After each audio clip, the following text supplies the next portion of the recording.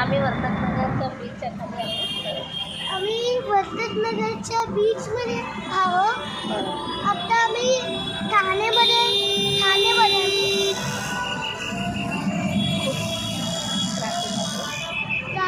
Traffic आहे खूप. ते गणपती आहे ना, तर ट्रॅफिक खूप असते कुठं. आम्ही आता कुठे आम्ही खूपच मस्त बीच आहे. आता खूप एन्जॉय करतो आम्ही. खूप मस्त बीच आहे. खूप मस्त ब्रिज आहे. तिच्या पुलामध्ये कुठला टेम्पल आहे का,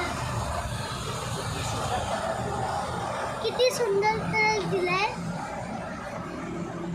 इथं नवीन ब्रिज आहे.